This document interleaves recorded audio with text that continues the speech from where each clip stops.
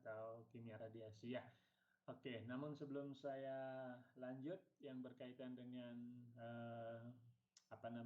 fusi, penggabungan gitu ya, lagi sedikit dan aplikasinya gitu. Silahkan kalau ada yang perlu ditanyakan atau yang perlu didiskusikan, oke, berkaitan dengan bahan untuk kuis kedua, silahkan adik-adik sebelum saya lanjut ke bahan berikutnya.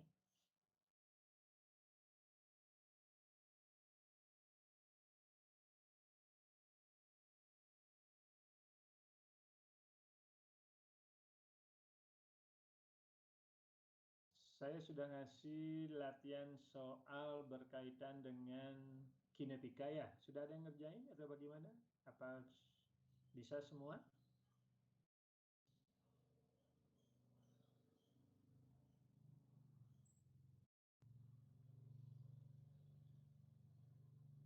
Yang berkaitan dengan kinetika?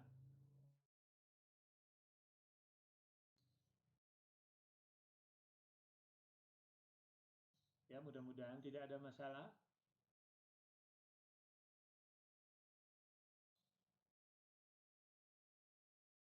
Bagaimana? Tidak ada problem? Ya.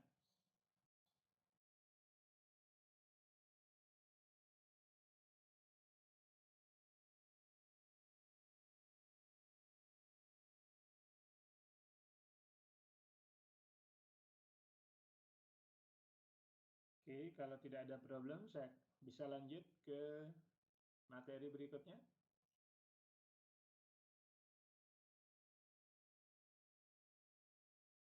Bisa, Pak. Kita Bagaimana, Dek? bisa, Pak. Bisa lanjut ya, oke. Jadi ya paling tidak gitu kan ya, itu tolong dikerjakan latihan-latihan yang saya berikan gitu ya.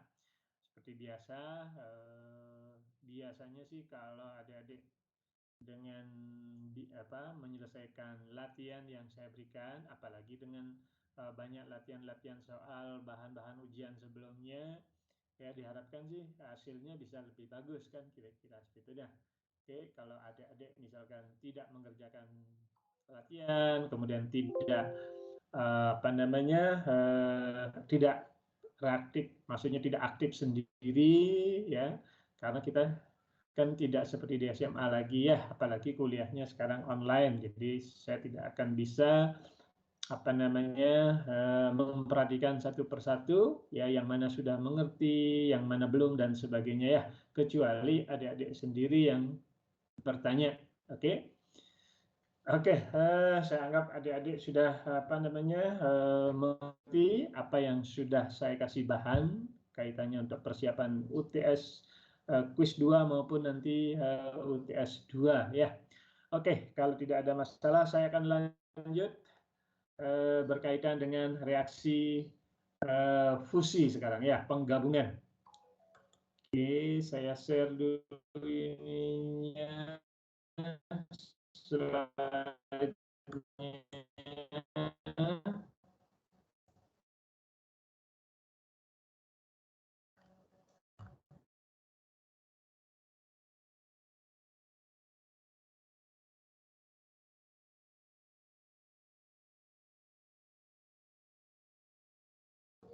Kenapa ya?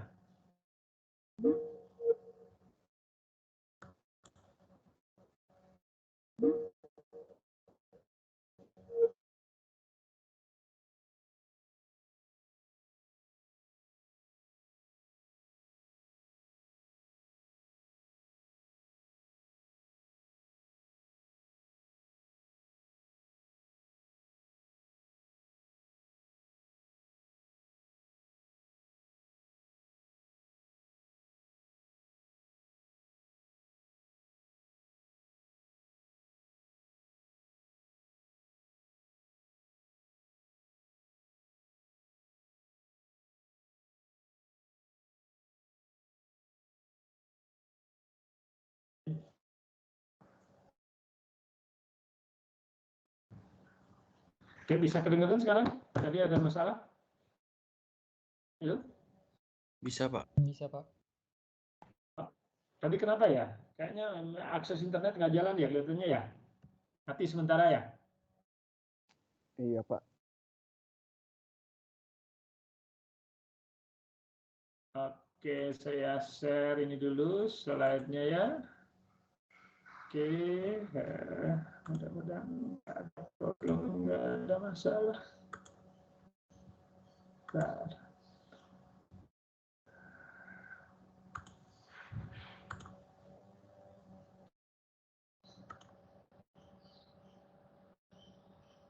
Oke, bisa kelihatan deh.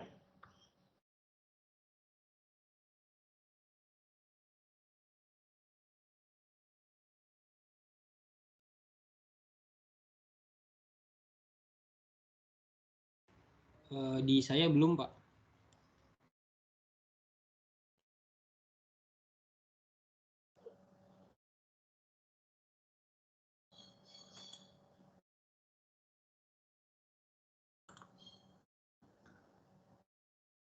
Oke, Dek, sekarang sudah bisa kedengeran lagi suara saya?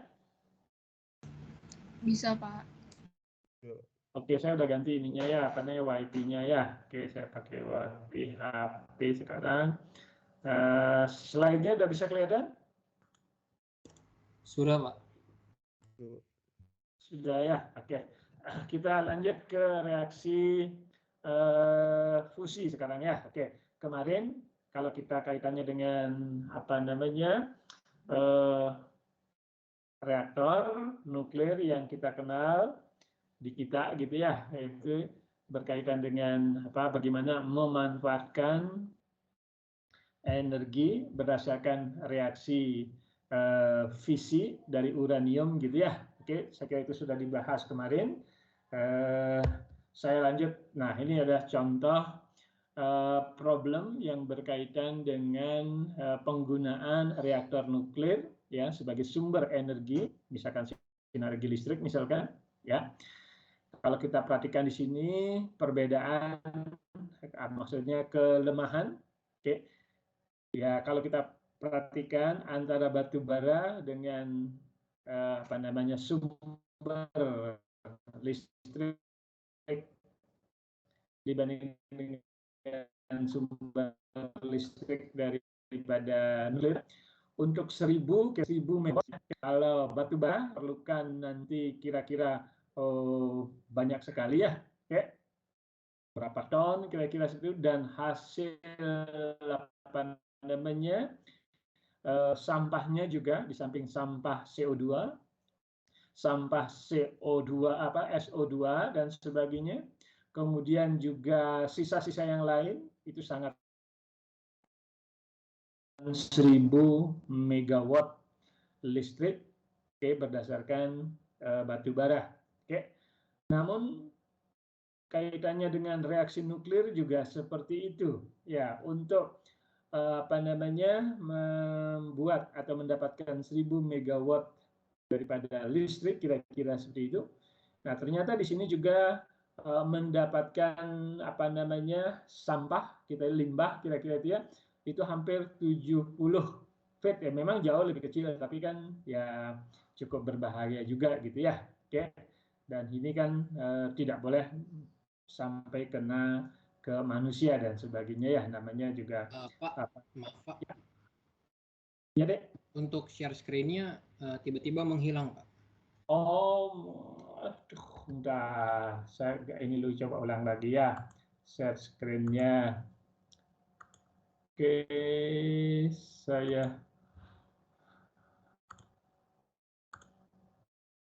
Oke, bisa kelihatan sekarang? Bisa, Pak. Sudah, Pak. Saya. Oke, ya. Jadi saya ulang sekali lagi ya. Jadi kalau kita bandingkan antara penggunaan batu bara dengan reaksi inti gitu ya dengan uranium kira-kira seperti itu ya. Nah, keduanya memang memiliki kelemahan masing-masing. Ya. Sebagai contoh misalkan untuk mendapatkan 1000 megawatt listrik kira-kira itu ya sebagai power plant gitu. Nah, di sini di samping untuk kaitannya dengan ya, berkaitan dengan gas yang dihasilkannya, yaitu kira-kira ya sampai 35.000 ton SO2 dan CO2 juga sangat tinggi ya. Namun berkaitan dengan reaksi inti juga sama, oke, dan menghasilkan juga limbah, dan limbah ini nggak boleh kena manusia kan kira-kira seperti itu ya, oke. Namun kalau batu bara sih mungkin tidak apa-apa kan kira-kira itu ya. Ya ini dihasilkan hampir 70 volume PET. Nah ini maaf lagi kayaknya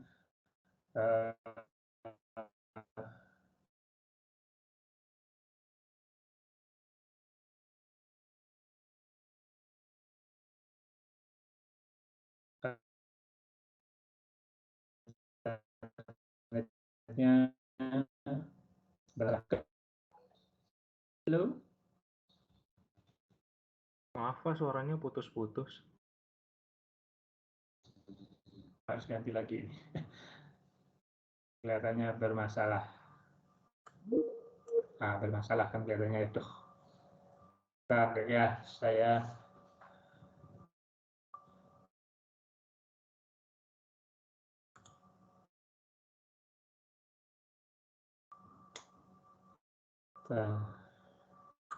apa ininya kok.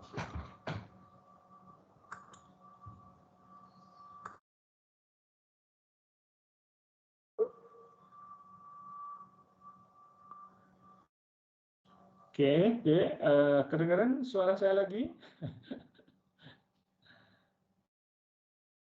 Iya Bisa Pak, kedengaran, Dengar. Dek? Kedengaran ya? Oke, saya share ulang lagi ya.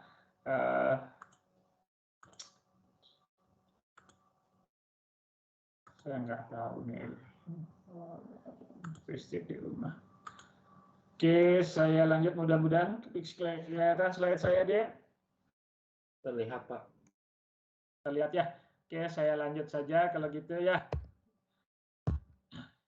Nah, kita lanjut ke, nah ini kaitannya bagaimana mendapatkan uranium, kira-kira dia memurnikan uranium yang diperoleh di dalam bumi. Saya nggak begitu saya nggak terangin secara ini ya. Nah sekarang adalah reaksi fusi, itu reaksi penggabungan ya. Jadi biasanya yang dimaksud dengan reaksi fusi atau penggabungan adalah kan dari atom-atom yang kecil menjadi lebih besar kan, kayak itu ya digabung gitu ya. Oke. Nah kalau yang tadi sebelumnya misalkan penggunaan uranium, yaitu kan pembelahan dari uranium yang besar gitu, nomor atomnya besar menjadi nomor atom yang lebih kecil. Makanya namanya ada fisi itu pembelahan. Oke, bisa kedengaran suara saya, Dek? Terdengar jelas, Pak. Ya, Pak. Bisa, Pak. Oke, thank you ya. Slide-nya juga kelihatan? Iya Pak. Oke. Oke, nah ini sebagai contoh reaksi fisi maupun reaksi fusi penggabungan gitu ya. Oke, misalkan antara deuterium. Nah, perhatikan turunan atau isotop dari hidrogen itu ada 3 ya. Ada hidrogen, ada deuterium, dan ada tritium. Oke. Nah, kalau misalkan yang kecil, misalkan hidrogen ini digabung, ya, dipaksakan kira-kira itu secara inti reaksi nuklir, maka nanti akan membentuk nanti adalah tritium dan proton itu sendiri. Nah, energi yang dirilis itu kira-kira untuk satu atom yang berkaitan dengan penggabungan deuterium itu kira-kira 6,3 × 10⁻⁻13 joule. Oke. Nah, sedangkan lebih tinggi lagi, misalkan dari tritium dengan deuterium menghasilkan nanti helium kira-kira seperti itu. Ya.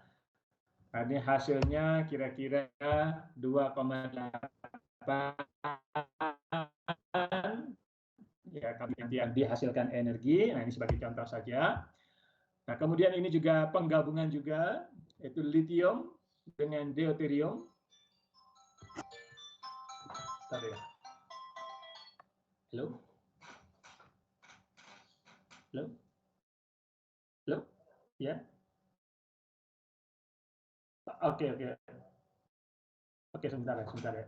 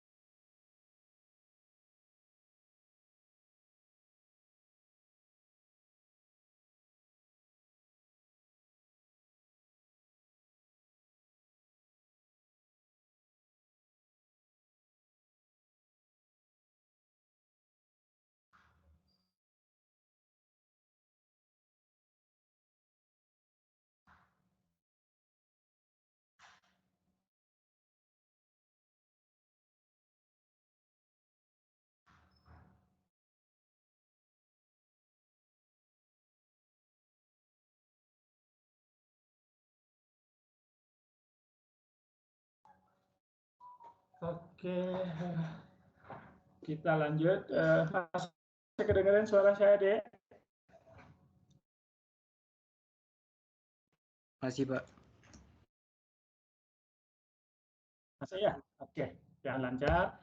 Oke, nah ini ada beberapa contoh fusi. Sekali lagi dalam kaitan reaksi fusi adalah penggabungan dari molekul atau atom kecil, kira-kira itu menjadi atom yang lebih besar. Oke, bedanya dengan fisik yang kemarin adalah pembelahan, kira-kira seperti ya. Nah, kalau kita perhatikan di sini, memang energi yang dihasilkan ya hampir-hampir sama juga per atomnya gitu ya. Nah, walaupun memang untuk reaksi fusi ini tentu nanti dia dihasilkan energi yang panas gitu ya. Jadi cukup panas kira-kira segitu sehingga diperlukan reaktor yang tentu lebih advance kira-kira segitulah ya. Oke, saya akan nggak akan banyak berkecimpung di sini. Yang penting adik tahu yang dimaksud dengan fisi itu apa, fusi itu apa ya. Oke. Nah, ini adalah aplikasinya, Dek. Salah satu aplikasinya dalam kaitannya dengan bidang kedokteran, ya bagaimana mengecek atau melihat adanya ya apakah kerusakan di dalam tubuh ya yang kaitan dengan penyakit. Nah, ini sebagai contoh saja ya. Jadi misalkan kalau kita punya problem ya di dalam kaitannya dengan kepala misalkan ya.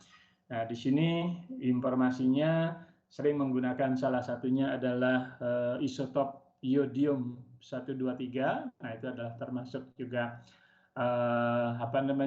atom yang bersifat radioaktif, artinya bersifat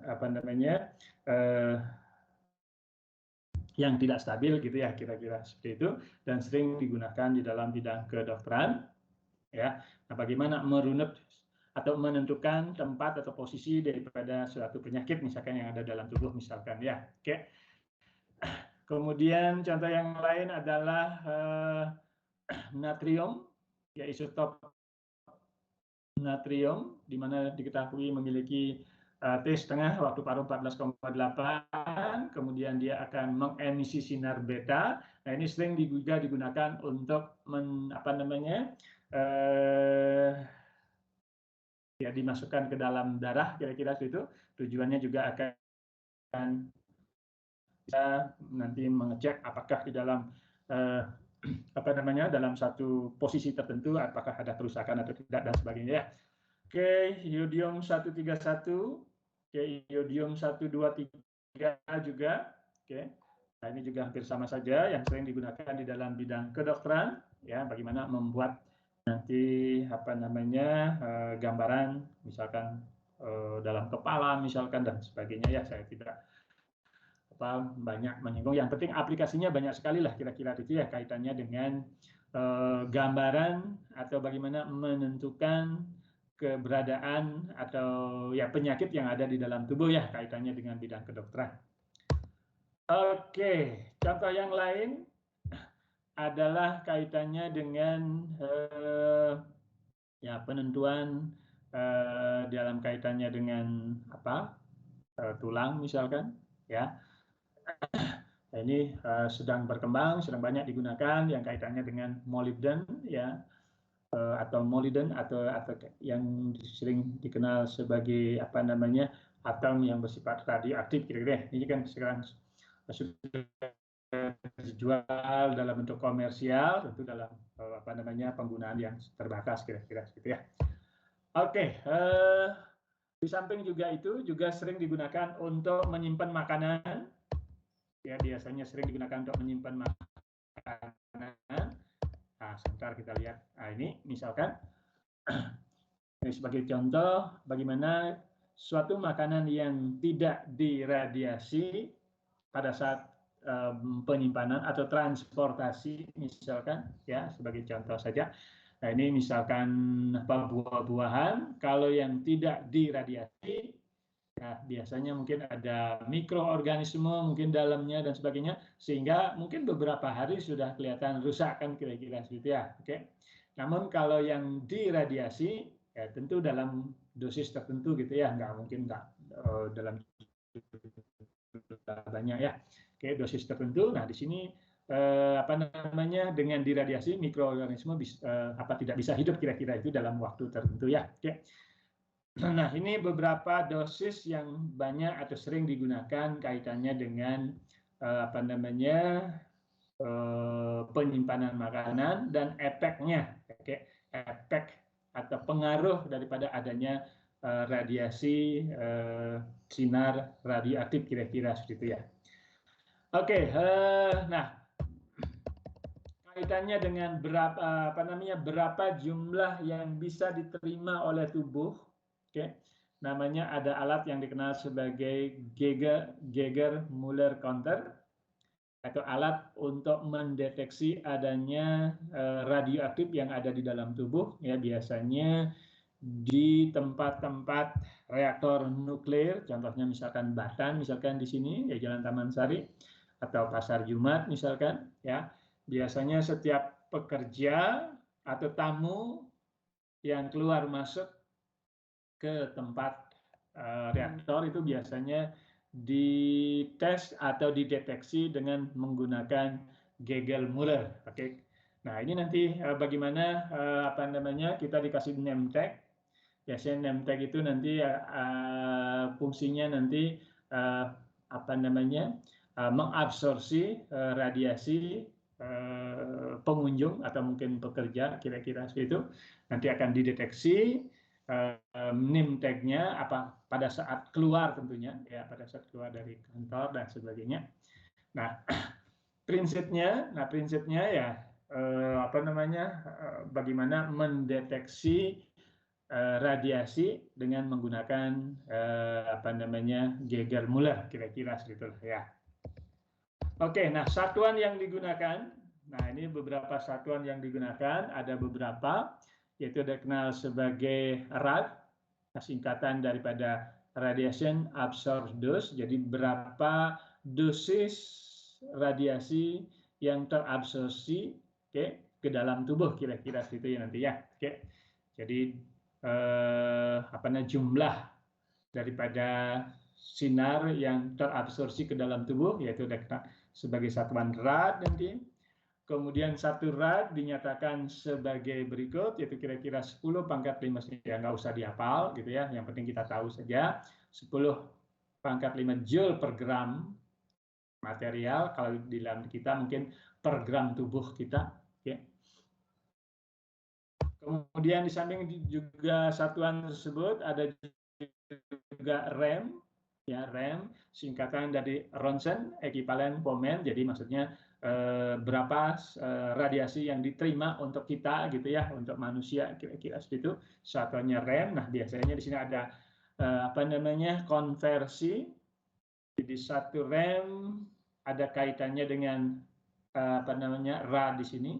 Nah tentu di sini ada tetapan. Nah tetapan konversinya berapa tergantung daripada alat yang digunakan kira-kira seperti itu ya, kayak konversi atau kalibrasi lah kira-kira seperti itu. Nah ini beberapa apa namanya radiasi rata-rata. Jadi dosis radiasi rata-rata yang diterima, yang berkaitan dengan sumber radiasi. Nah, misalkan di contoh sini adalah radiasi sinar kosmis, ya, itu kira-kira 20 sampai 50 milirem per year katanya gitu ya. Oke. Kemudian yang diterima oleh body atau ya badan kita lah misalkan itu bisa 26 misalkan ya. Oke. Nah, ini yang maksimum lah kira-kira yang kaitannya dengan pengaruh radiasi terhadap makhluk hidup termasuk kita sendiri, kira-kira segitulah ya. Oke, saya kira nggak begitu banyak yang berkaitan ini. Yang penting utama yang kaitannya dengan kimia inti ini adalah bagaimana peluruhan terjadi, kemudian bagaimana menghitung peluruhan kaitannya dengan kinetika, orde pertama ya, oke, itu yang penting. Kemudian satu lagi, bagaimana menghitung energi pengikat inti, oke. Bagaimana menghitung energi pengikat inti yang nantinya berkaitan dengan energi yang dihasilkan nah, apakah per gram zat dan sebagainya lah. Kira-kira seperti itu deh ya, yang kaitannya dengan kimia inti.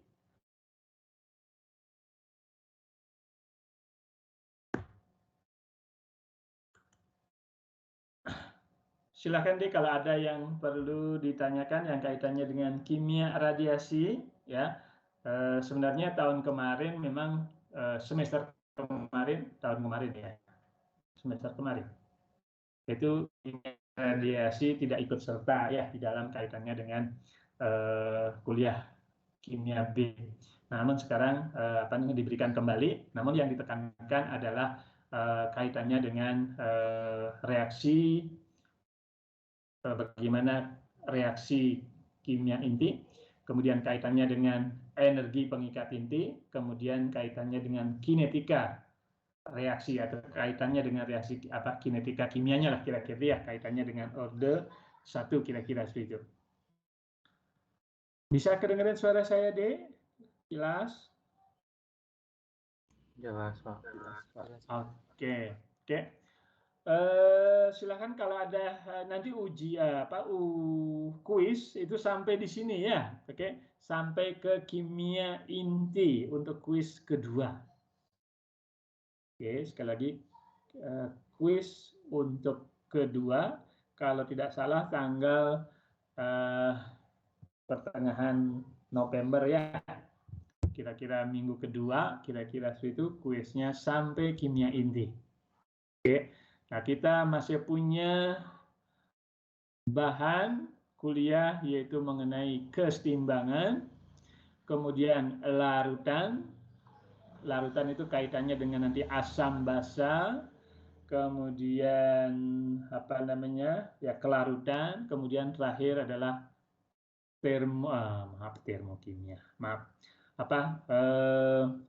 Elektrokimia. Ya, terakhir adalah elektrokimia. Silahkan deh kalau ada yang perlu ditanyakan atau disusulkan sebelum saya lanjut ke kaitannya dengan kesetimbangan kimia nanti.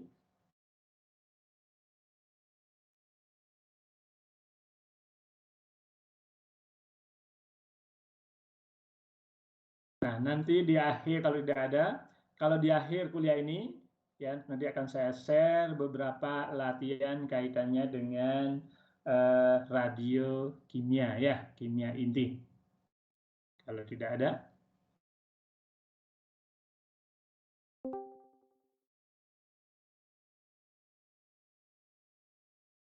Wah, ada yang masuk nih.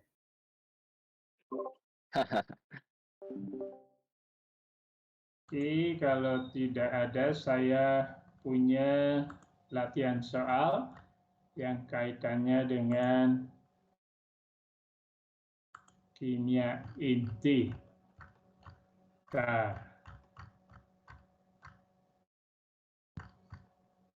Beberapa contoh saja saya kasih.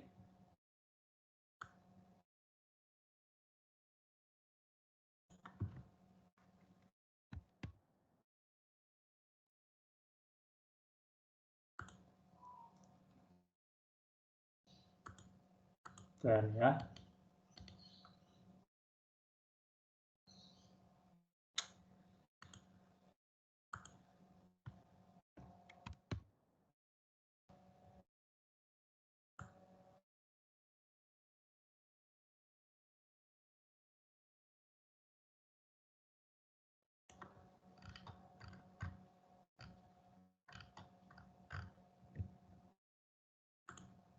Zen mau hilang nggak ya?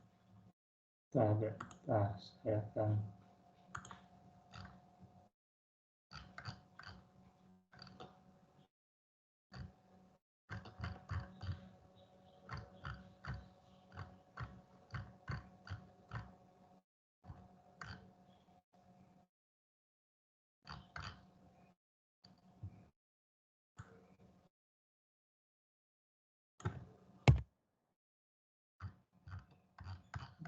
saya berikan contoh.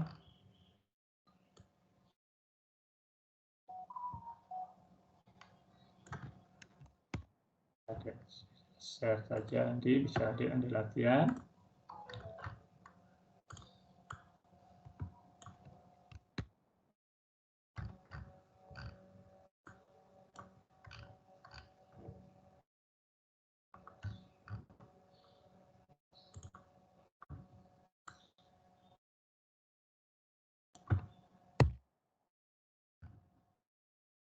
Oke, ya, sebentar.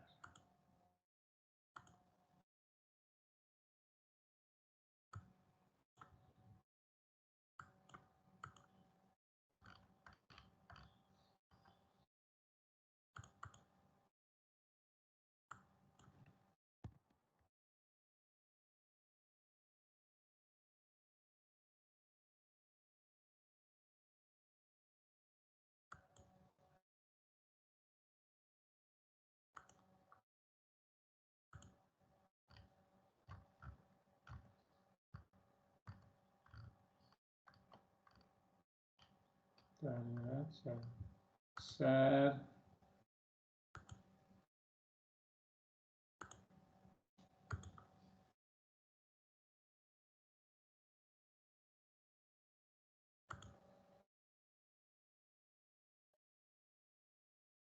Bentar, kok hilang?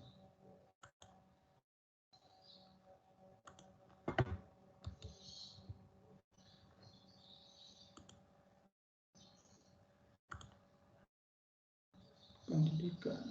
Oke.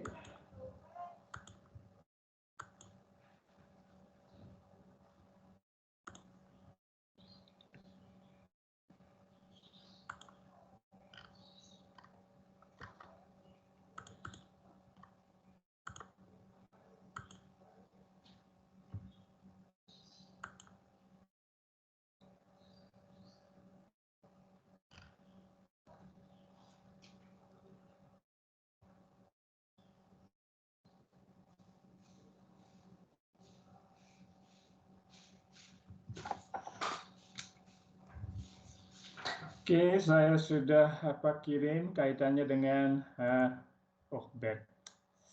Saya nggak tahu ini apa namanya. Tadi ya, kayaknya kok sering mati-mati gini sih. Tadi kayaknya bermasalah internet lagi. Oke.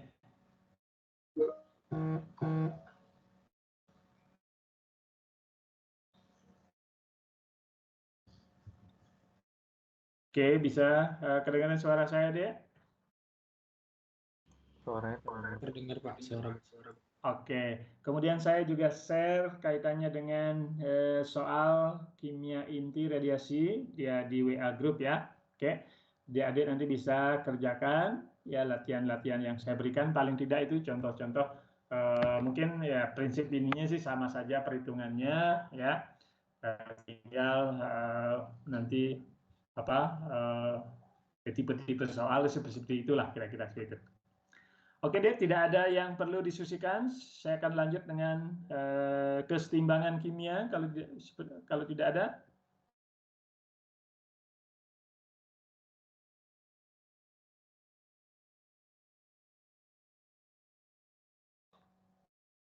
Oke, bagaimana Des? Bertanya Pak.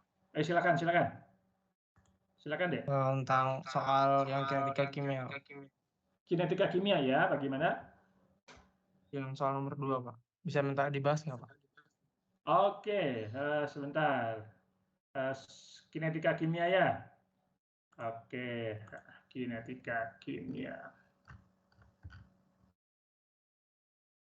Oke, kinetika kimia. Coba saya buka dulu ya. Yang saya berikan kemarin? Ya, Dea? Iya Pak. Iya Pak. Oke, nomor berapa? Nomor 1 atau nomor berapa? Nomor 2 Pak. Oh, nomor 2. Oke, saya share ya ininya ya. Soalnya dia mudah-mudahan nggak ada problem. Yang ini deh ya, bisa kelihatan?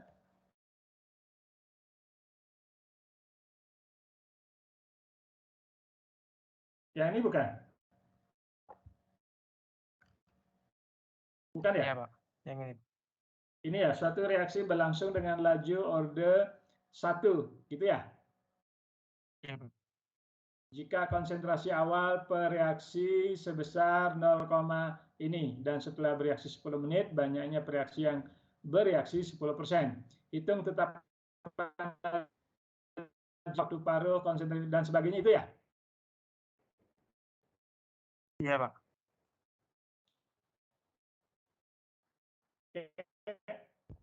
Oke, problemnya apa, Dek? Oke, problemnya apa? Ini kan orde 1. Oke, konsentrasi awal diketahui. Kemudian setelah bereaksi 10 menit, oke, banyaknya reaksi yang bereaksi. Oke, 10%. Berarti sisa diketahui kan dia? Sisanya kan 90%. Benar? Benar Pak.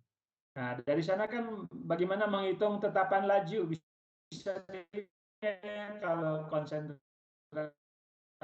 oke, kemudian konsentrasi pada waktu T 10 menit tahu, oke, maka saya bisa mencari tetapan laju, benar nggak, Dek?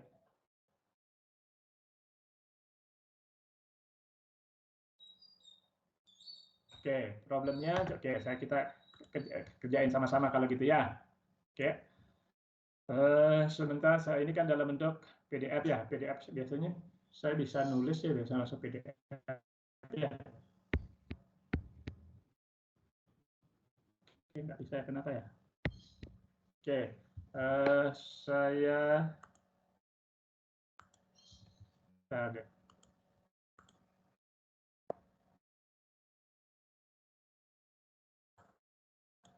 Oke, saya ini dulu, saya back. Mudah-mudahan bisa. Kelihatan dok saya, Dek? Terlihat, Pak. Doknya ya. Oke. Orde 1, perhatikan. Reaksi orde 1. Oke. Kemudian konsentrasi awal diketahui. Oke, konsentrasi awal tadi berapa sini konsentrasi awal?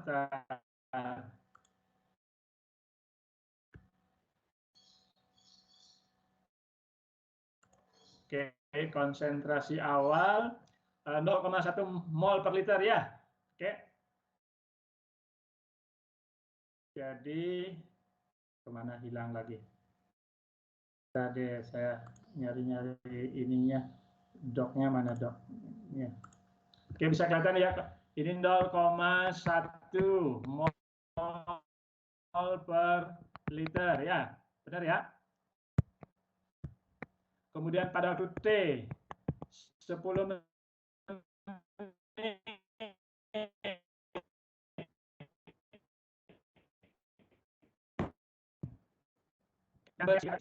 kelihatan dok saya deh, catatan saya.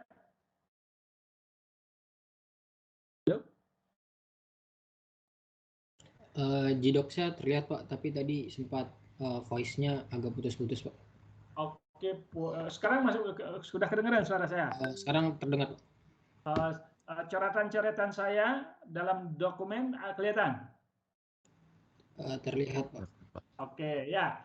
Reaksinya orde 1. Oke, konsentrasi awal 0,1 mol per liter. Setelah 10 menit, oke, zat yang bereaksi 10%. Oke, ada misalkan A, oke, menjadi produk yang bereaksi 10% ya. Oke. Berarti A sisanya berapa? Berarti deh, 90%, benar nggak? Benar. Oke.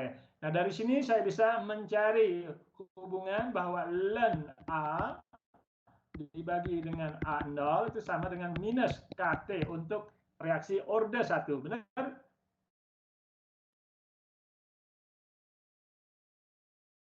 Perhatikan, ini zat yang bereaksi yang diketahui.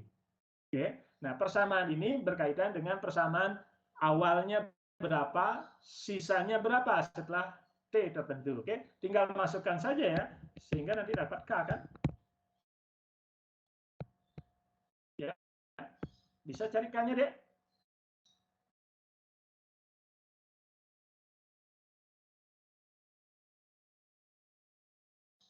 Bisa, Pak. Halo? Bisa kan ya? Oke, seharusnya bisa kan? Kemudian mencari waktu paro, bisa kan? Oke, waktu paro.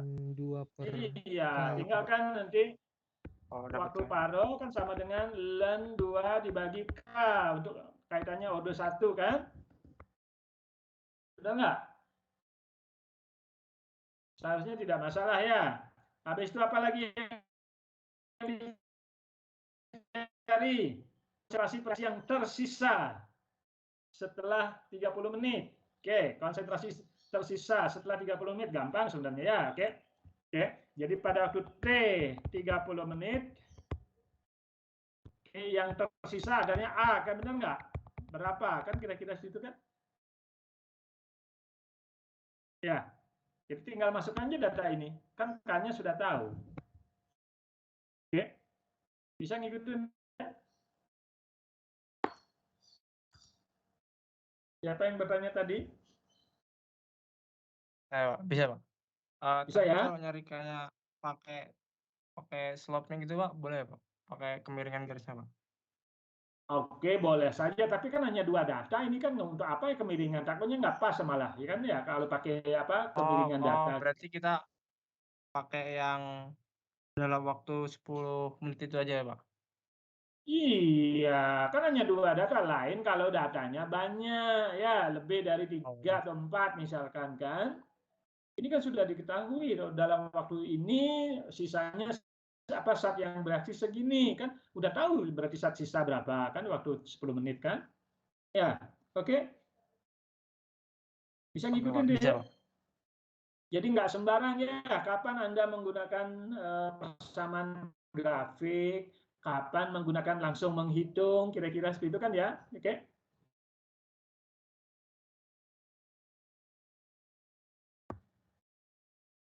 Oke, makanya apa? Ini kan beberapa contoh soal yang saya kasih ya dalam kaitannya dengan kinetika. Ya sebenarnya yang nomor 2 itu gampang sekali.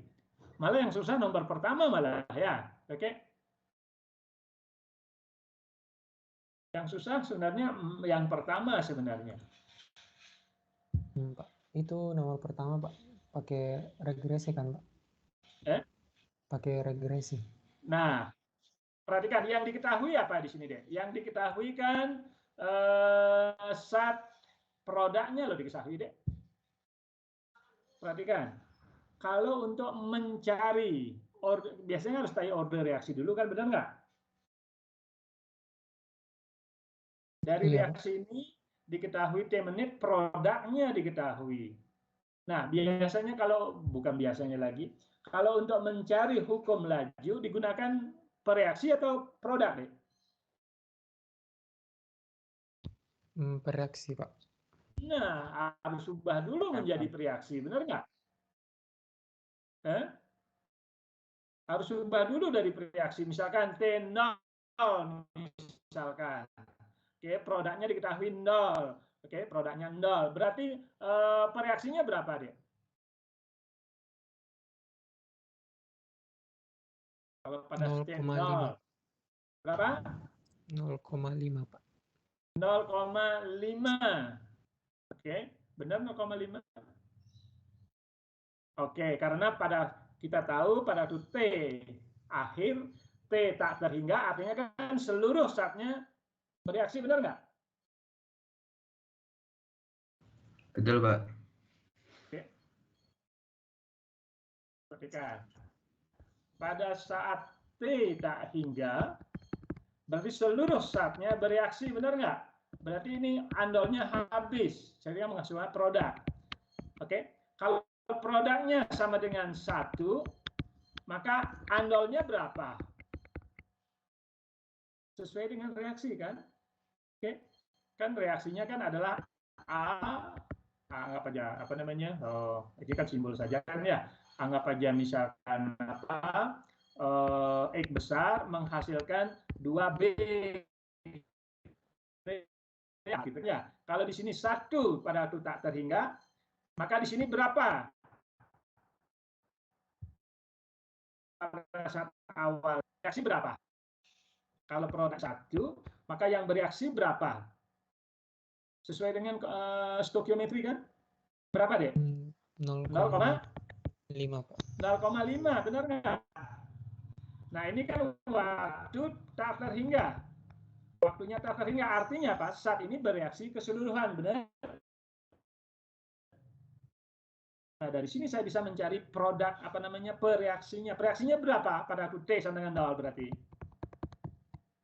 Sama dengan 0,5. Oke, bisa ngikutin dulu?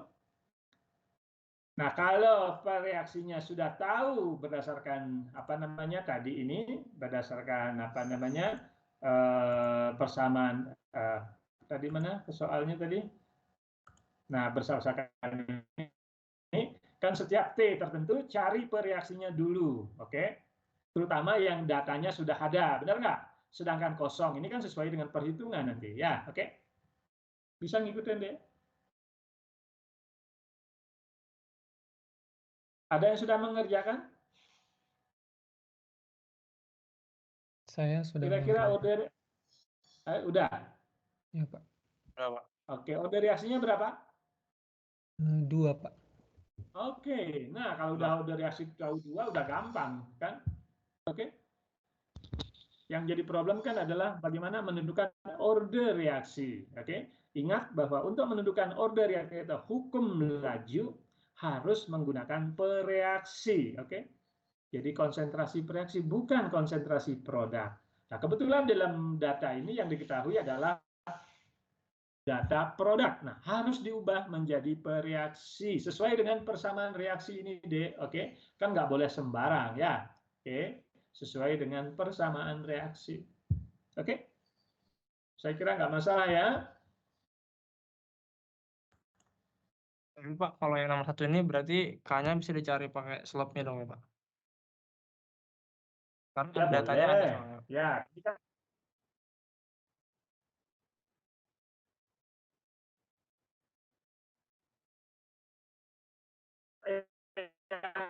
penting kan data. Nah, data ini kan baru menggunakan 2 data. Oke, ya kan ya? Oke. Ini datanya udah 4 kan ya? Oke, minimum 3 lah ya. Oke. Bisa. Oke. Nah, kira-kira kurva yang memenuhi syarat yang mana? Orde 1, orde 2, orde 0, orde 3? Pasti orde 2, oke. Jadi Anda bisa menggunakan grafik juga boleh, main coba-coba juga boleh. Kan adik punya persamaan orde 0 berapa, orde 1 berapa, orde 2 berapa, orde 3 berapa, kan ya? Oke. Kira-kira yang mana persamaan itu yang memenuhi, kan kira-kira seperti itu. Kan ini mencoba-coba kan ya. Oke. Kalau adik menggunakan grafik, pertama gunakan grafik apa? Order berapa dulu misalkan. Yang penting konsentrasi pereaksinya setiap saat harus tahu kan ya, benar nggak? Kalau nggak ya nggak akan tahu adik.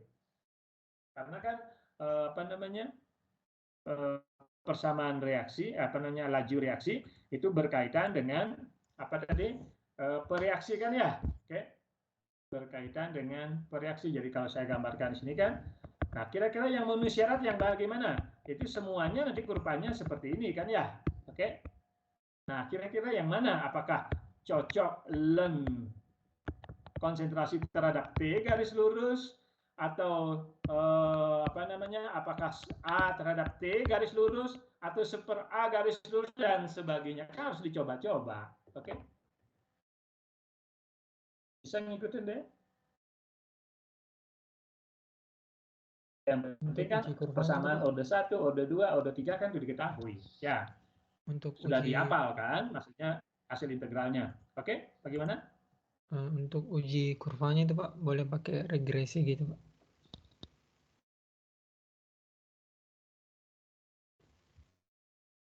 Halo Pak.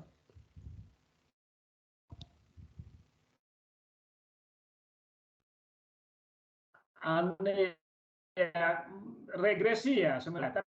Misalnya 2 adik gunakan persamaan orde 1, nah R-nya nanti berapa? Maksudnya paling memenuhi syarat itu kan harus ada apa namanya uji apa namanya itu. Ya, harus Sama ininya dengan 1 kan Pak. Iya, validasinya itu harus kira-kira mendekati 0,99 gitu kan ya. Oke. Boleh menggunakan apa saja boleh. Oke. Kurva boleh. Oke, regresi boleh. Tapi utama adalah adik tentukan dulu konsentrasi per reaksi setiap saat. Kalau menggunakan produk ya nggak bisa kan, oke?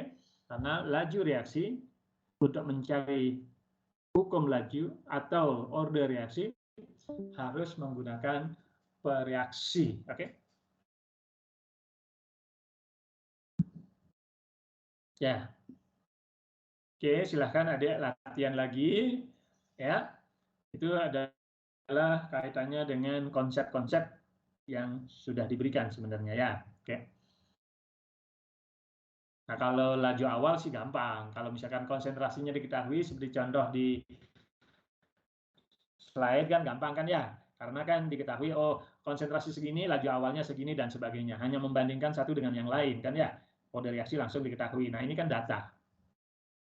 Nah, nanti kalau misalkan adik misalkan apa riset atau mungkin tugas akhir ya berkaitan dengan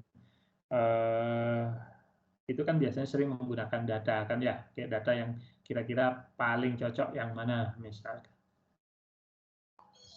Oke, ada lagi deh.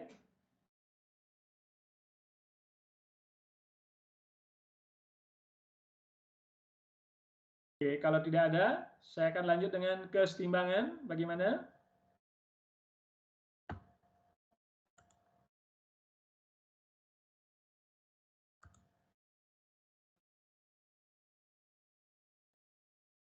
Oke deh. Atau ada yang perlu ditanyakan lagi?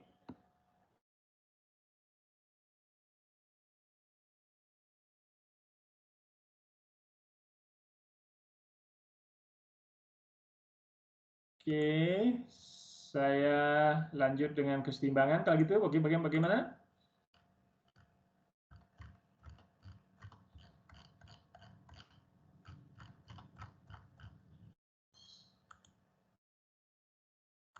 Ada yang masih ditanyakan? Masih kedengaran suara saya? Masih Pak. Masih, Pak. Masih ya. Oke, saya lanjut kalau gitu ya.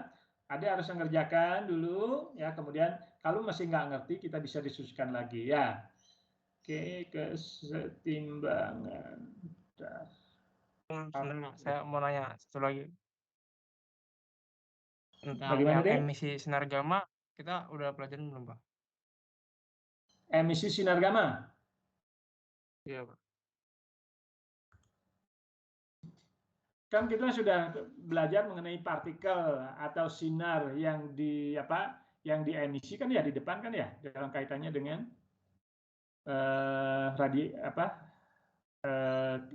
reaksi inti kan ya. Udah kan? Halo?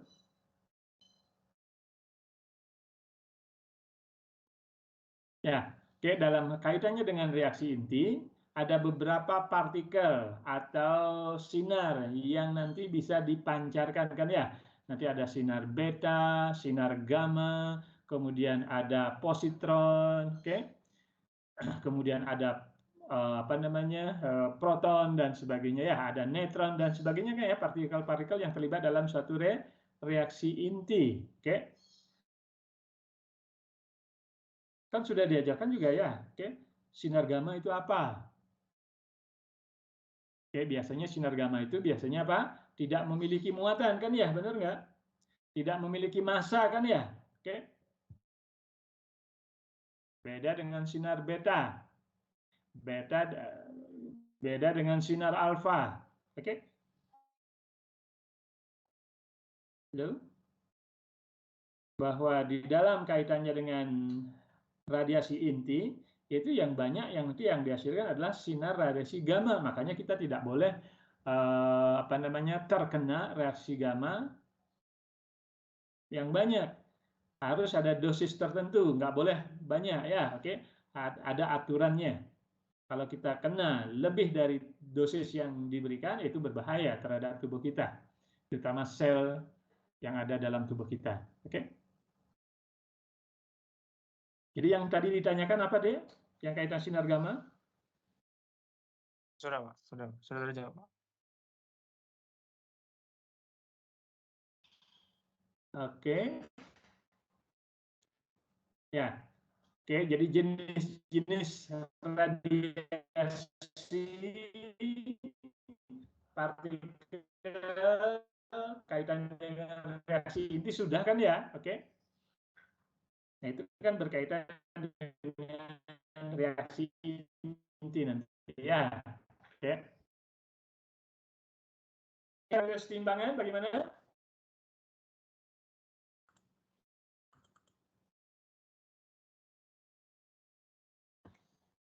Boleh Pak, lanjut.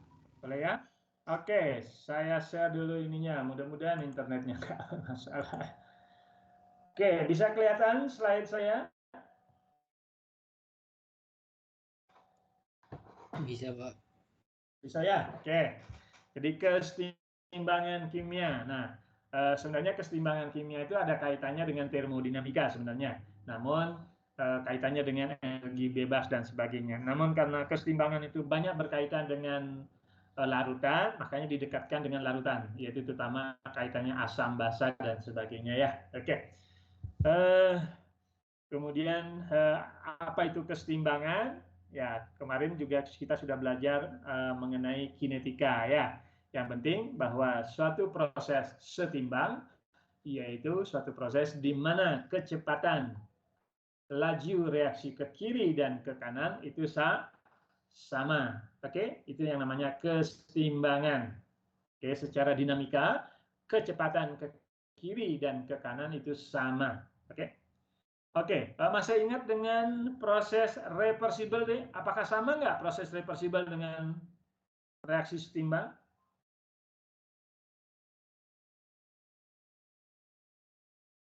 Siapa yang bisa jawab?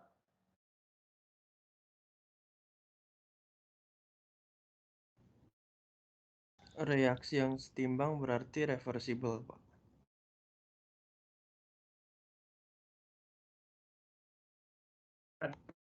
Ada yang bisa bantu lain? Ya, ada yang lain?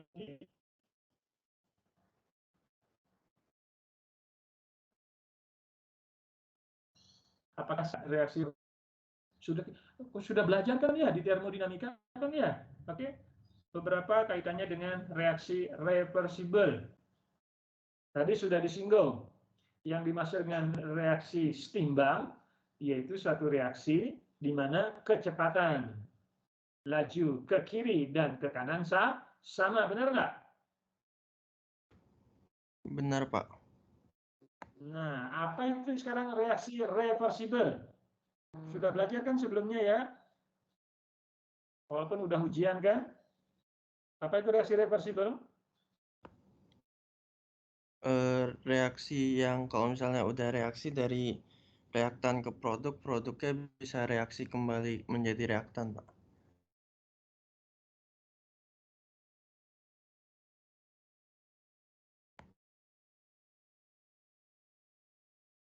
sama dengan ayo, siapa yang bisa jawab? Siapa yang bisa bantu? Kalau reversible Pak, laju rektan ke produk dan produk ke rektan itu sama Pak. Apa itu? Kesetimbangan atau reversible? Reversible Pak. Oke, berarti salah juga. Oke, ada yang bisa bantu? Masih ingat kuliah saya sebelumnya? Berarti apa yang saya kasih selama ini nggak ini ya, nggak dimengerti nggak? Siapa yang ingat reaksi reversible?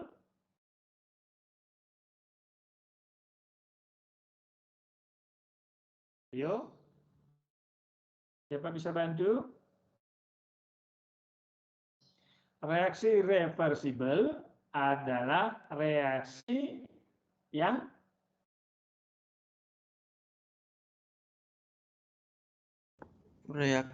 dapat yang kembali apa, yang dapat yang produknya bisa ya. kembali ke reaktan Pak.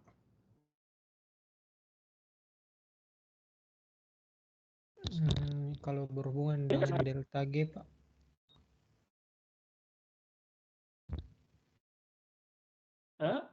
Iya, ada terlalu jauh ya, oke, terlalu jauh. Jadi padahal yang sederhana nggak dipraktikkan, oke. Saya ulang sekali lagi, jangan sampai salah ya. Yang dimaksud dengan reaksi reversible adalah reaksi yang sangat-sangat lambat.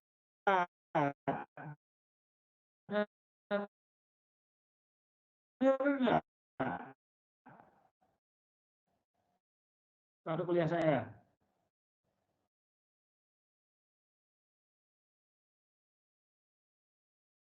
Oke. Karena saking lambat. Berapa kerja yang diperoleh pada saat proses reversible? Mohon maaf Pak, bisa diulangi Pak, putus-putus tadi. Oke. Apa namanya? Tolong dilihat lagi slide atau mungkin cat reversible.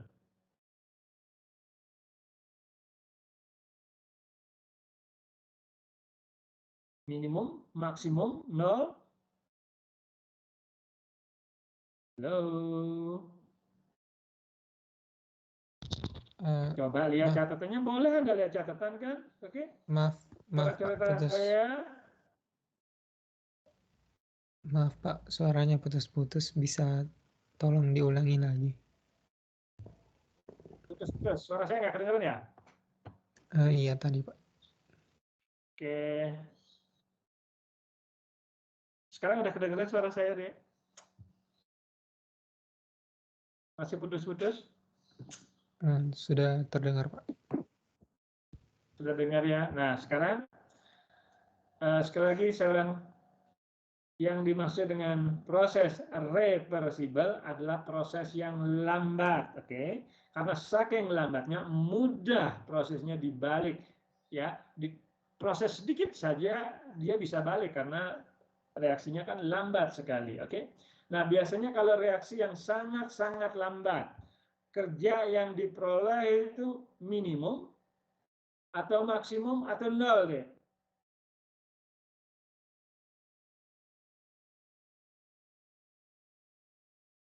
Ayo, coba lihat catatannya sebelumnya. Berarti adik-adik nggak pernah memperhatikan coretan saya ya di depan, apa maksudnya pada kuliah termodinamika.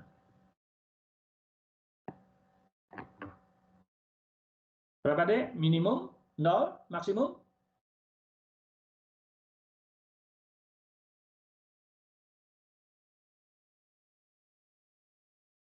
Halo? Nol Pak mungkin. Lupa ya. Oke, saya kan sudah pernah. Coba lihat slide saya, slide. Oke, kan ada P luar, P gas, gitu kan ya. Ini masa mau diulang lagi ya. Oke, Nah, kalau pada saat PL luar mendekati P gas, P luar, tekanan luar maksudnya, sama dengan, hampir sama dengan, ini kan hampir sama. Bisa kelihatan slide saya, Dek? Coret-coretan saya? Bisa, Pak. Oke, kerja itu sama dengan apa persamaannya, Dek? Masih ingat nggak? Kerja, W gitu sama dengan apa? P delta V.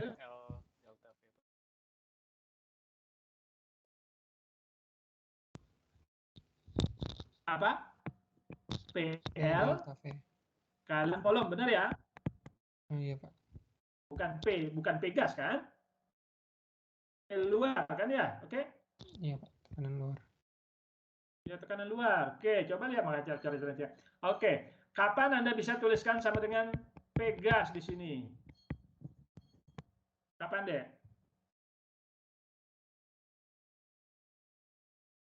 Yaitu pada proses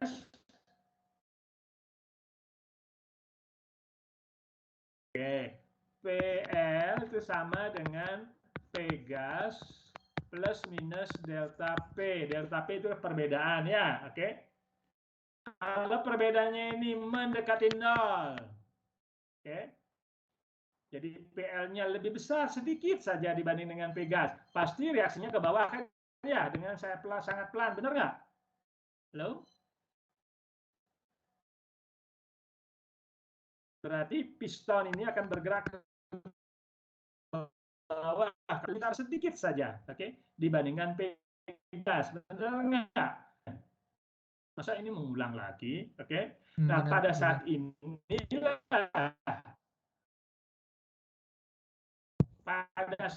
inilah nanti akan diperoleh apa yang dikenal sebagai kerja maksimum, oke?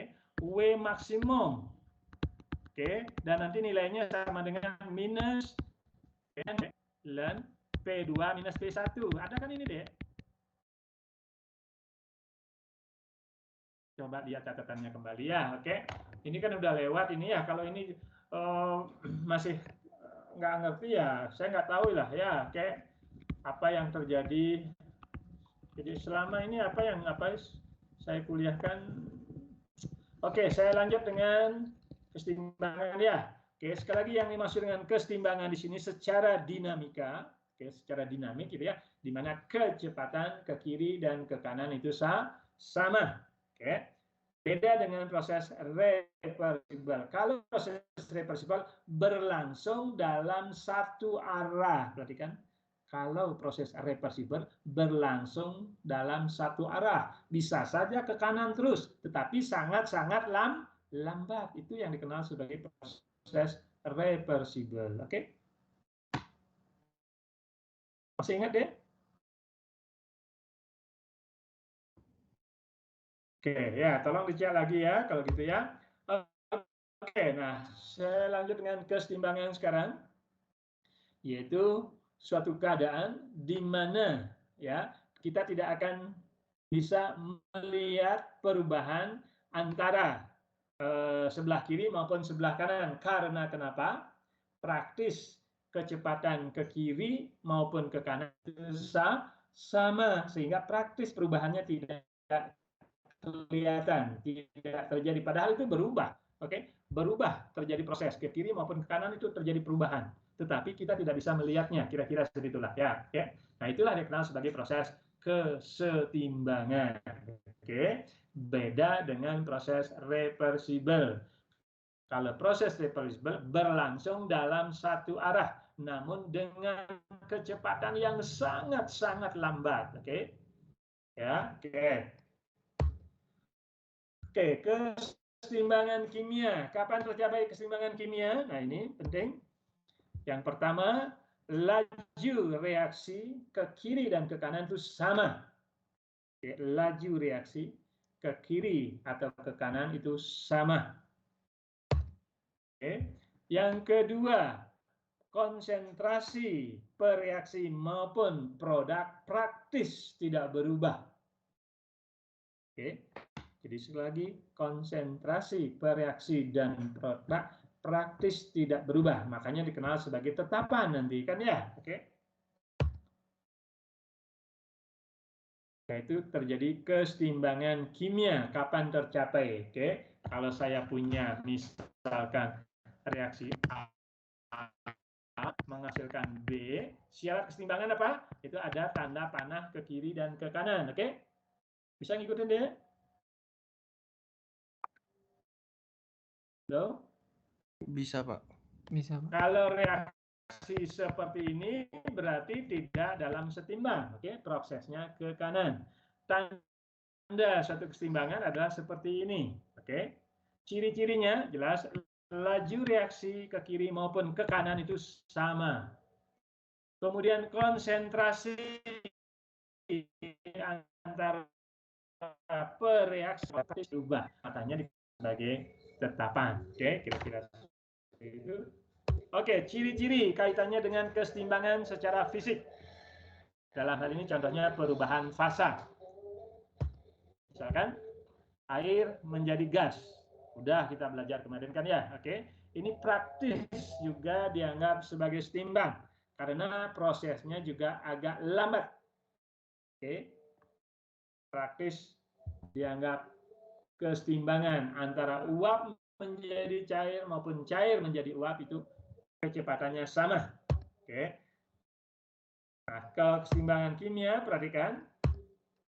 Nah, ini sebagai contoh, oke, beda antara kesetimbangan secara fisis yaitu perubahan fasa dengan kesetimbangan kimia. Perhatikan, kalau kesetimbangan kimia ya jelas namanya terjadi reaksi kimia. Oke. Oke, saya kira nggak masalah. Nah, ini sebagai contoh saja. Oke. Pada suatu awal reaksi, nah ini adalah konsentrasi ya. Oke. Pada saat T0, nah T0, apa yang terjadi? Nah, pereaksinya adalah NO2, benar nggak? Oke, pada saat T0, pereaksinya adalah NO2. Namun, setelah waktu tertentu, NO2 akan bereaksi, akan menghasilkan N2O4. Oke? Nah, suatu saat akan terjadi datar. Apa artinya datar? Artinya kecepatan terbentuknya NO2 dengan kecepatan terurainya atau bereaksinya NO2 menjadi ini akan sama, perhatikan. Makanya ini datar. Oke? Bisa ngikutin deh? Nah, ini adalah yang awalnya kita hanya punya NO2 saja. Oke, pada saat T0, NO2 saja. Namun lama-kelamaan, dia sudah bereaksi menghasilkan N2O4. Nah, pada saat di sini, nah perhatikan ini, dia sudah tidak berubah. Konsentrasinya konstan. Nah, pada saat mulai di sinilah dikenal sebagai kesetimbangan. Bisa ngikutin deh kesetimbangan dulu? Halo? Kedengaran suara saya? Oke. Nah, perhatikan ini ya. Kita mulai dari NO2. Jadi awalnya ada NO2 saja. Oke, lihat nanti persamaannya. Oke, kurvanya. Oke, berikutnya. Ya, pada saat ini terjadi kesetimbangan. Oke. Berikutnya, nah ini kita mulai dengan N2O4. Perhatikan. Kita mulainya dari ini. Jadi pada saat T0, ya, pada saat T0 yang ada kan hanya N2O4 saja. Namun setelah reaksi, suatu saat akan stabil. Nah, pada saat stabil lah produk daripada NO2 juga akan stabil. Nah, di sini juga terjadi kesetimbangan sampai di sini, oke?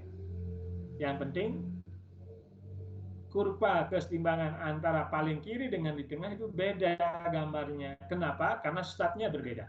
Oke? Awalnya berbeda. Begitu juga yang paling kanan. Oke, perhatikan. Awalnya di sini ya ada NO2, ada juga N2O4. Perhatikan ini pada saat T0, oke? Pada saat T0 di sini ada konsentrasi NO2, ada juga konsentrasi N2O4. Namun kalau dicampur, maka terjadilah reaksi, oke? Terjadi reaksi. Namun suatu saat apa yang terjadi? Nah, sampai di sini akan terjadilah kesetimbangan, artinya konstan, oke? Nah, artinya apa di sini?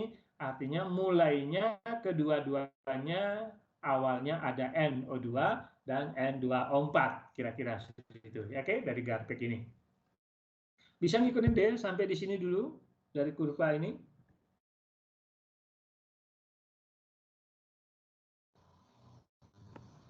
Bisa, Pak. Bisa ya? Oke. Kita lanjut kalau gitu. Oke, nah kesetimbangan sama saja. Apakah waktu kesetimbangan di sini dengan di sini pasti beda ya dalam kaitannya panjang waktunya. Kapan mencapai kesetimbangan?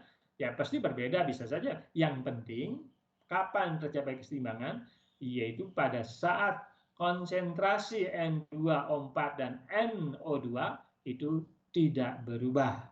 Oke. Sebenarnya setiap saat ini berubah, namun dengan jumlah yang sama besarnya, sehingga praktis tidak berubah. Oke?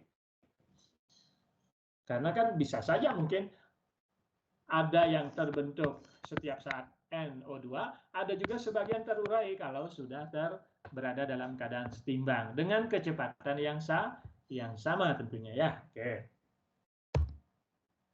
Nah ini saya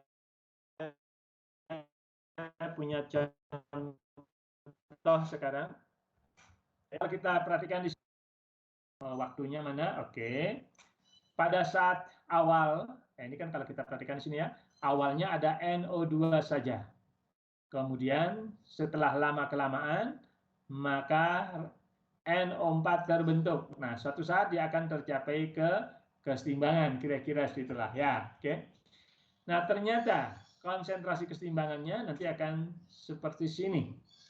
Oke, perhatikan pada saat ini kita menggunakan ini, maka inilah konsentrasi kesetimbangannya. Begitu juga dalam waktu yang berikutnya. Oke, ini kan tergantung waktunya dan sebagainya ya. Oke, atau konsentrasi awal misalkan ya.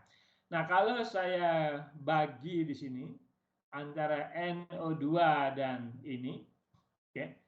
Jadi kalau saya punya reaksi, jadi anggap aja di sini adalah awalnya adalah N2O4 menghasilkan NO2, kira-kira seperti itu. Kemudian kalau saya bagi jumlah konsentrasi daripada ini dibagi ini, kira-kira itu sama dengan ini. Perhatikan di sini, ternyata tetapan kesetimbangannya atau perbandingan lah ya, perbandingan konsep itu berubah di sini. Oke. Namun kalau saya ganti di sini, ini dikuadratkan setiap saat konsentrasinya dibagi konsentrasi sisa, ternyata nilainya hampir sama, perhatikan. Oke. Nilainya hampir sama. Nah, persamaan inilah yang nantinya dikenal sebagai persamaan kesetimbangan. Oke. Persamaan kesetimbangan. Oke. Jadi, sedangkan besarnya nilai ini dikenal sebagai tetapan kesetimbangan nanti. Oke. Oke, saya kira nggak masalah. Oke, konstan. Perhatikan ini ya, kalau saya bagi konsentrasi ini dengan ini, setiap konsentrasi yang berbeda ternyata nilainya sama. Oke, setiap ini walaupun konsentrasinya berbeda, ternyata saya bagi nilainya. Oke, setelah setimbang maksudnya, setelah setimbang ternyata nilainya sama. Nah, ini yang dikenal sebagai tetapan kesetimbangan. Oke. Nah, ini sebagai lebih lanjutnya. Oke, K itu kaitannya dengan tetapan kesetimbangan. Oke, yang besarnya nanti perhatikan sesuai dengan persamaan reaksinya kalau kita perhatikan di sini ya. Nah, secara umum kalau saya punya reaksi sebagai berikut, anggap ini fasanya sama. Oke, misalkan gas boleh, cairan boleh, atau larutan boleh, ya, oke. Jadi fasanya sama, maka secara umum bisa tuliskan tetapan keseimbangannya berdasarkan konsentrasi adalah sebagai berikut. Oke, jadi KC, oke, tetapan keseimbangan berdasarkan konsentrasi. Oke, nah ini yang nantinya dikenal sebagai hukum aksi massa. Oke, perhatikan di sini. Hukum aksi massa, yaitu perbandingan antara konsentrasi produk dengan konsentrasi sisa yang masih ada. Perhatikan ini ya, yang di bawah ini adalah konsentrasi sisa. Oke, konsentrasi. Bisa ngikutin deh sampai di sini.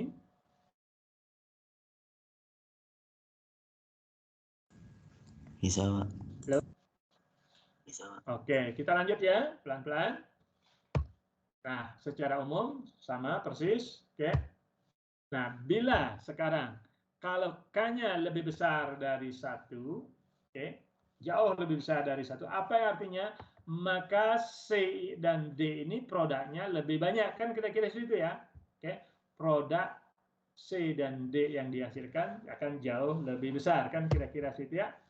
Sehingga, nah perhatikan di sini, jadi dia akan hasilnya CD akan lebih banyak, kira-kira segitulah ya. Oke. Jadi produk yang lebih banyak dibandingkan dengan sisa bereaksi. Oke. Sekali lagi, kalau K-nya nanti jauh lebih besar dari 1, maka dia akan cenderung produk lebih banyak dibandingkan dengan sisa bereaksi. Oke, saya kira nggak masalah. Nah, contohnya ini, kalau bereaksinya konsentrasinya segini, dengan tetapan keseimbangan lebih banyak atau lebih besar dari 1, maka produknya jauh lebih tinggi. Oke, kira-kira seperti itu. Jadi produk yang dihasilkan jauh lebih tinggi. Beda dengan kebalikannya. Perhatikan. Beda dengan kebalikan. Kalau K di sini nilainya jauh kurang dari 1, berarti dia cenderung susah bereaksi. Oke, artinya reaktan lebih banyak. Perhatikan, reaktan akan lebih banyak, sehingga saya bisa tuliskan sebagai berikut. Artinya apa? Kalau kaitannya ke reaktifan reaksi, artinya bereaksi ini tidak maksimum bereaksi, oke? Artinya kurang reaktif lah kira-kira seperti itu ya, oke? Dibandingkan dengan di sebelah kiri. Oke, saya ulang sekali lagi, jika tetapan keseimbangan ini jauh lebih besar dari 1, berarti kecenderungan akan diperoleh produk yang jauh lebih besar. Oke, berarti bereaksi ini sangat-sangat reaktif, kira-kira seperti itu. Namun sebaliknya, kalau K-nya jauh dari 1, berarti cenderung bereaksi itu sukar bereaksi. Oke, cenderung bereaksi sukar bereaksi, sehingga produknya tentu akan lebih kecil, kan kira-kira situ ya. Oke, hasil yang diperoleh sangat sedikit atau sangat kecil karena kurang reaktif reaktan yang bereaksi, kira-kira seperti itu. Bisa ngikutin deh?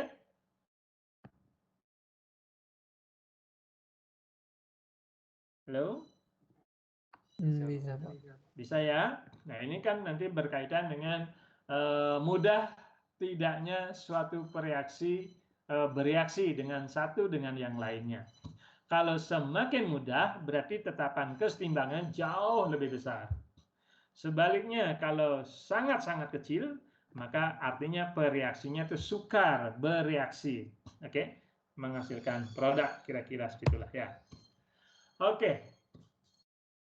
Nah, di dalam kaitannya dengan keseimbangan, ada keseimbangan homogen, ada keseimbangan heterogen. Oke. Nah, yang kita pelajari sekarang di sini adalah lebih banyak kaitannya dengan keseimbangan homogen. Apa itu keseimbangan homogen? Adalah suatu keseimbangan antara bereaksi dan produk berada dalam fasa yang sama. Perhatikan, oke. Jadi sekali lagi yang dimaksud dengan homogen di sini adalah itu kesetimbangan yang melibatkan pereaksi atau fasa atau wujud zat bereaksi dan produk dalam fasa yang sama. Contohnya gas misalkan ini ya. Oke, gas. Oke. Saya kira nggak masalah dan ini juga sudah ada di SMA. Contohnya tetapan kesetimbangan dalam bentuk Kc dalam kaitannya dengan konsentrasi. Oke. Oke. Nah, konsentrasi bisa juga dinyatakan dalam bentuk tekanan. Oke. Jadi konsentrasi bisa juga dinyatakan dalam bentuk tekanan. Oke, kita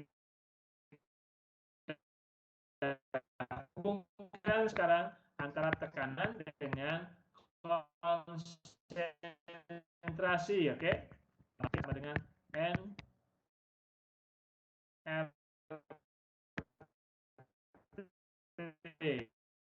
Kan gitu ya, per V. Tadi kan di sini N per P itu sama dengan apa? Yaitu V dibagi Oke, bisa ngikutin deh. Halo, bisa ngikutin?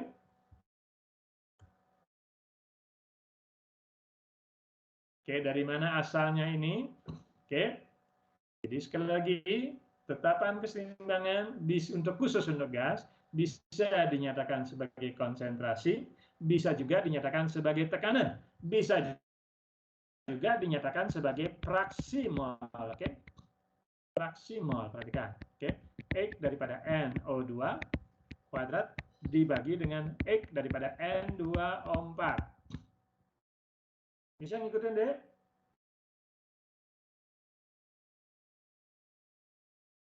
Sampai di sini?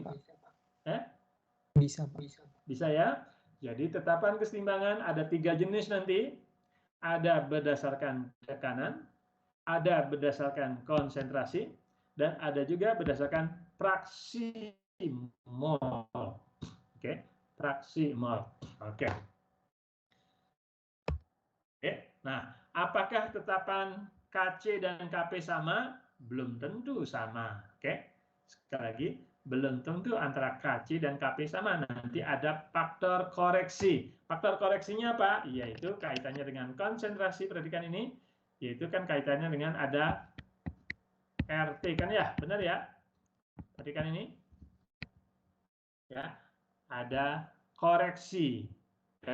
Kalau kita anggap sebagai gas ideal misalkan. Oke.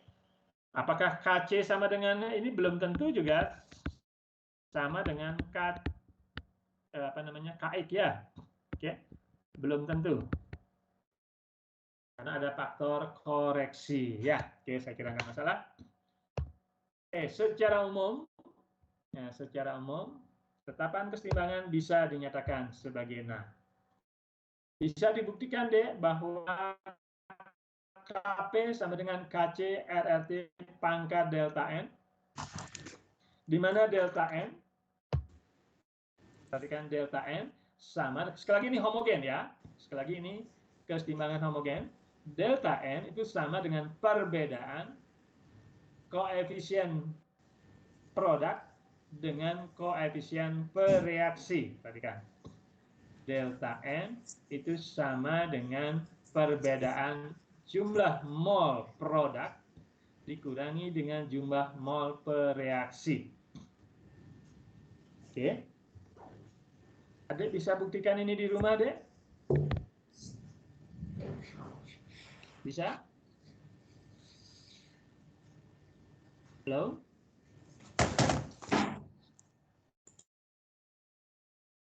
Kedengaran suara saya?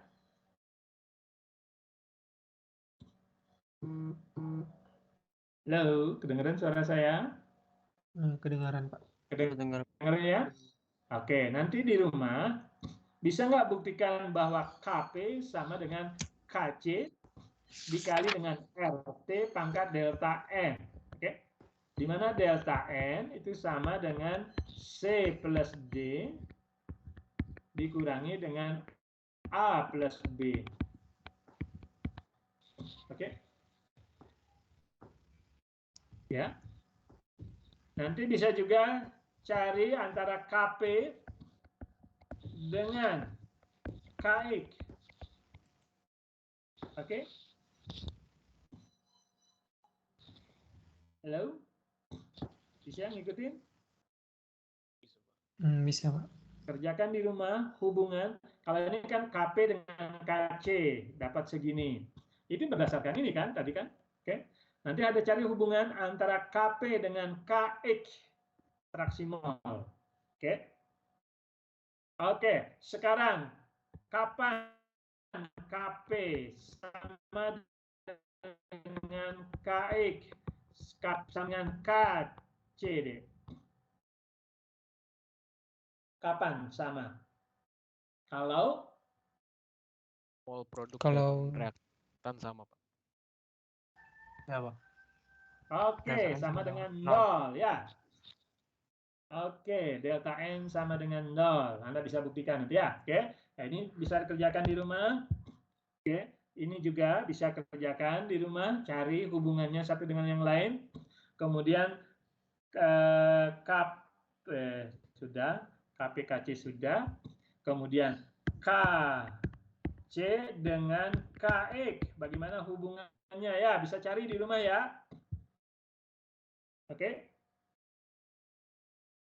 Kelihatan slide saya ya? Kelihatan, Pak. Kelihatan ya? Nanti cari hubungan itu. Oke. Antara KP dengan KC sudah tadi, kemudian KP dengan KX, kemudian KC dengan KX. Hubungannya bagaimana? Oke. Itu bisa kerjakan di rumah nanti ya. Oke. Oke, tadi sudah ya. Oke. Nah, sekarang kaitannya dengan kesetimbangan homogen.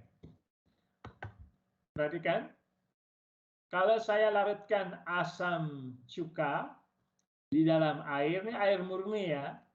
Oke. Kalau asam cuka biasanya pelarutnya air, aqua. Kemudian dia mengion, menghasilkan ion seperti ini, ya, sesuai dengan reaksi. Nah, perhatikan ini, Dek. Kenapa ini ada tulisan kesetimbangan, Dek?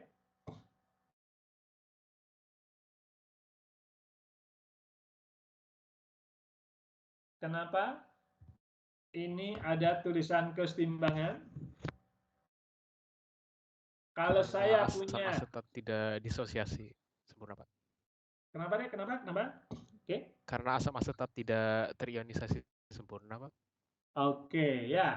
Karena asam asetat tidak terionisasi sempurna. Oke. Walaupun kita belum belajar mengenai asam basa, sebentar lagi.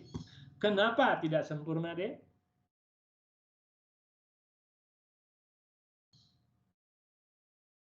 Ayo jawab. Kenapa tidak sempurna asam cuka? Terionisasi tidak sempurna? Karena asam lemah, Pak. Oke, itu jawabannya. Karena asam lemah. Nanti kita belajar itu ya. Oke, saya lagi dikit aja. Oke. Kalau kaitannya dengan persamaan, perhatikan ini.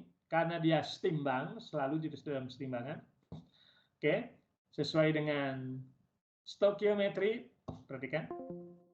Oke. Nah, perhatikan di sini. Karena ini adalah tetap sebagai zat murni, otomatis ini praktis airnya tidak berubah. Karena jumlahnya banyak kan ya. Ini ada airnya, di sini juga ada airnya dan sebagainya. Praktis airnya banyak. Karena banyak, praktis tidak berpengaruh. Oke, sehingga ini merupakan tetapan. Kalau ini merupakan tetapan, saya bisa tuliskan sebagai berikut. Oke, sekali lagi, kenapa ini tidak berubah? Karena jumlahnya banyak dibanding yang lain. Maka dituliskanlah tetapan, karena tidak berubah dia. Oke, nah sekarang tetapan kali tetapan, nah perhatikan KC itu sama dengan, perhatikan, ya, yaitu tetapan kali tetapan, sama dengan apa? Pasti tetapan juga kan ya? Jadi karena ini tidak berubah banyaknya, karena saking banyaknya, berarti tidak berubah, maka merupakan suatu tetapan. tetapan kali tetapan, ya sama dengan tetapan. Oke deh ya. Sehingga dituliskanlah tetapan kesetimbangan seperti ini. Oke? Bisa ngikutin deh ya. Kenapa asam cuka kesetimbangannya dinyatakan sebagai berikut. Makanya airnya di sini tidak ada. Oke? Bisa ngikutin deh? Halo? Bisa, Pak. Oke, penting juga di sini. Oke, tetapan kesetimbangan tidak mengandung satuan. Oke, secara umum tidak dituliskan satuannya, kira-kira seperti itu ya. Oke, jadi secara praktis atau secara umum tetapan kesetimbangan tidak diberi satuan. Oke, biasanya angka saja kan ya. Oke. Biasanya angka saja, tidak diberikan satuan. Itu penting, ya.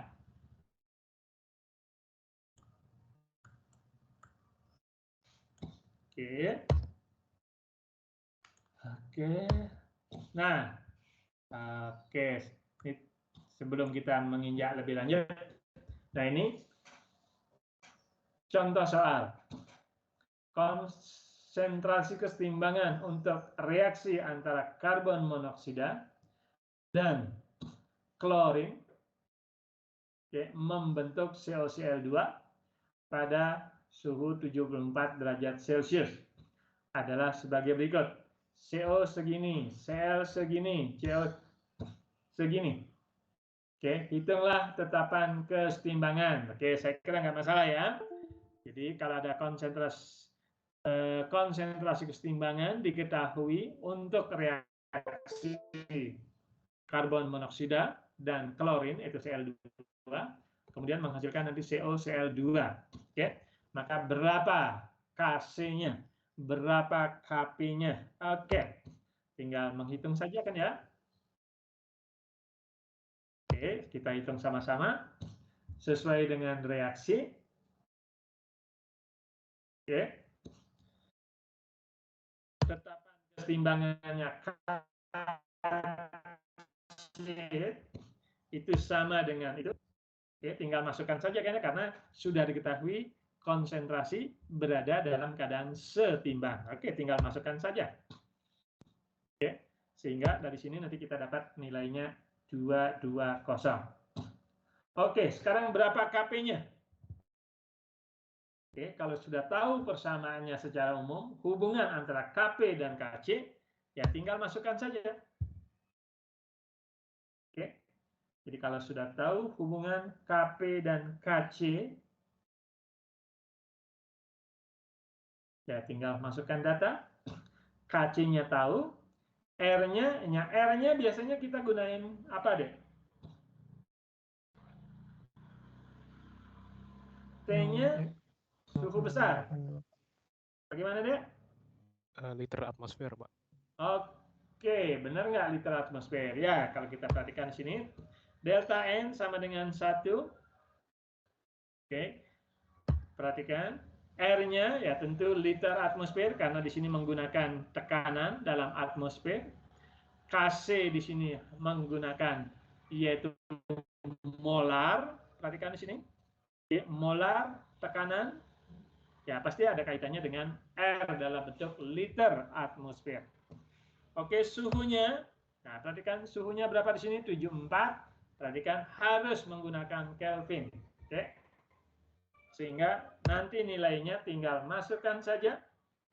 Delta N-nya, perhatikan delta N, 1 dikurang 1 dikurang 1, oh minus 1, benar ya? Oke, delta N minus 1. Nah, nanti akan dapat nilai 7,7. Oke, bisa ngikutin sampai di sini deh? Bisa, Pak. Bisa ya? Nah, tolong di rumah cari hubungan antara Kp dengan KP-Kc sudah. Kp di rumah saya di sini tidak akan memberikan, ya tinggal adik-adik saja mencari hubungannya satu dengan yang lain. Oke, saya kira cukup sekian dulu. Ya, kita ketemu nanti hari Jumat pagi seperti biasa. Oke. Sekali lagi tolong adik sudah harus mulai latihan-latihan